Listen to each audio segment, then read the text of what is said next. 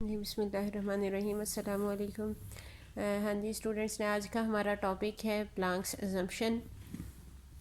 जो modern physics है ये बेसिकली बेस करती है क्वांटम। इसको हम सब डिवाइड करते हैं टू पार्ट्स में। एक है थ्योरी ऑफ रिलेटिविटी पे बेस करती है रिलेटिविस्टिक मैकेनिक्स, और प्लांक्स क्वांटम थ्योरी पे बेस करती है क्वांटम मैकेनिक्स।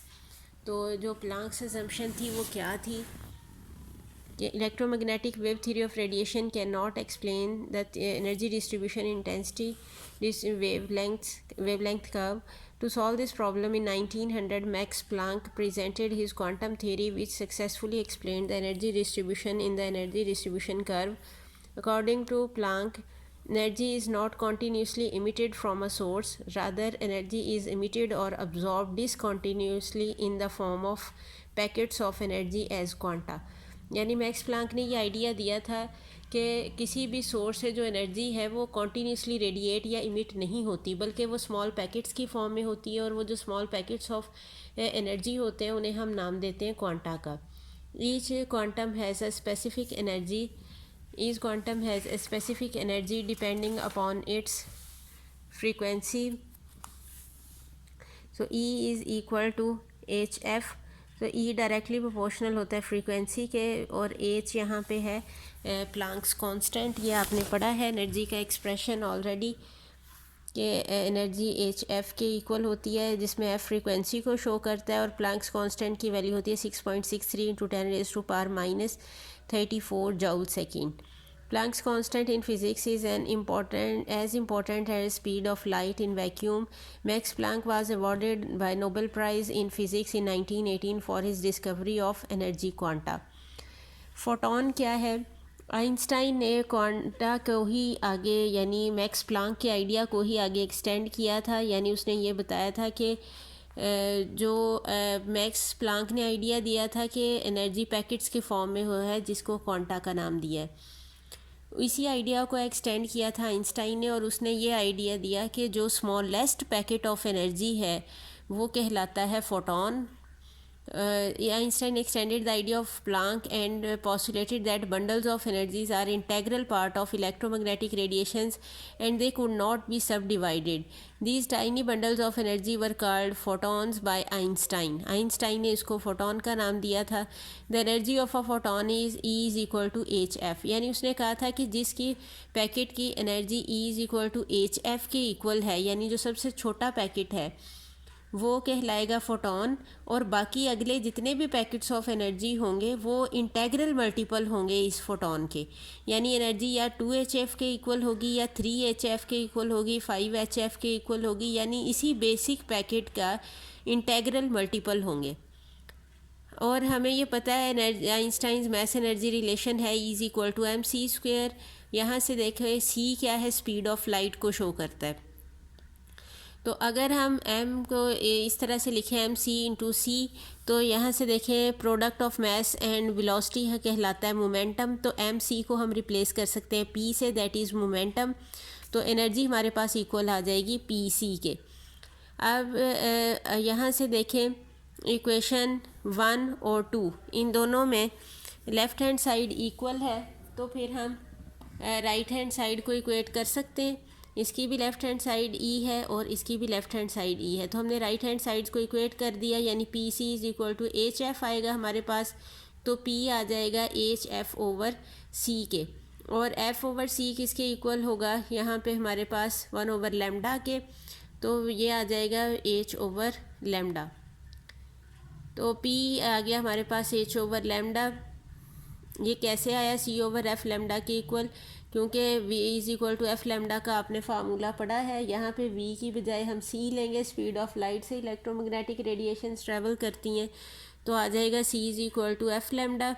तो c ओवर f इक्वल होगा लेमडा के, या फिर हम कह सकते हैं f ओवर c इक्वल होगा 1 ओवर लेमडा, जो वैल्यू हमने यहाँ पे पुट की है। This is a formula for the momentum of the photon.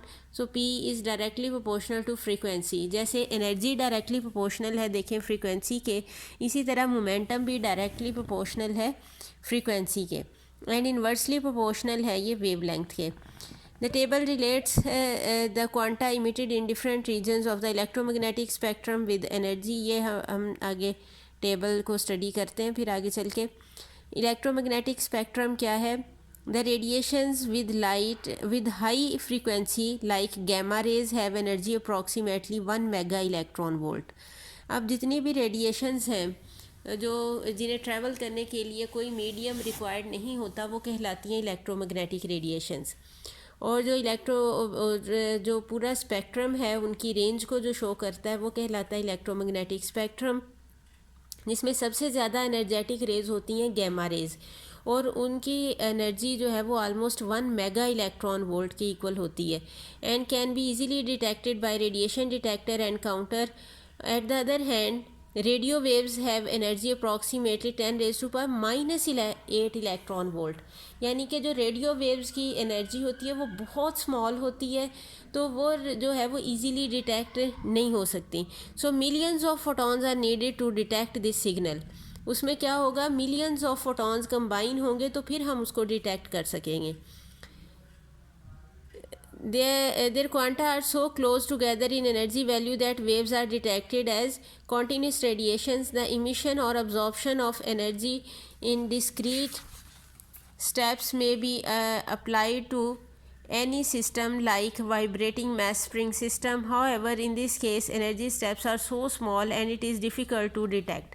यानी देखिए जब इतना स्मॉल पैकेट्स के कॉन्टीन्यूसली इमिट होते जाएंगे तो वो इतने क्लोज होंगे कि हमें ऐसा लगेगा कि ग्राफ कॉन्टीन्यूस है, बजाय इसके कि हम ये कहें कि डिस्क्रीट स्टेप्स हैं वहाँ पे.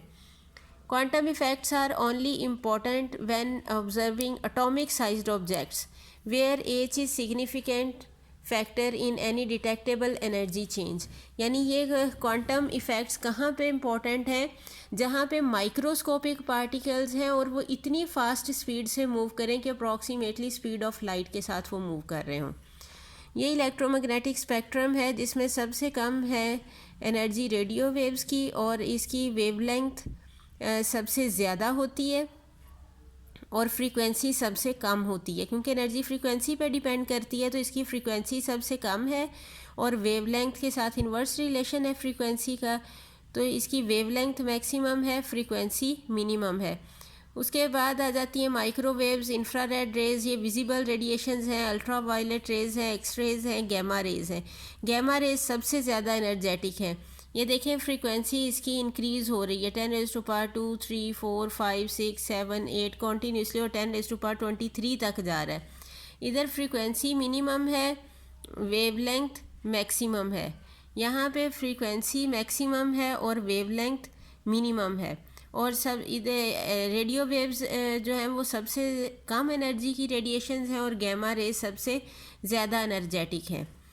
ठीक है, इसी तरह जैसे ये 7 कलर्स हैं हमारे पास, ये रेड, येलो, ग्रीन, ब्लू, इसकी यहाँ पे वेवलेंथ शो की है कि ये वॉयलेट कलर की है, ये ब्लू की है, ग्रीन की, येलो की, रेड की, ऑरेंज की.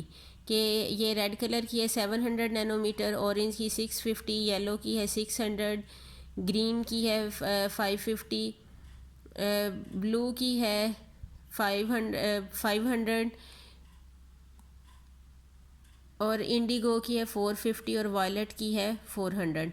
तो ये सारे कलर्स की हमें वेवलेंथ भी इसी स्पेक्ट्रम पे गिवन है.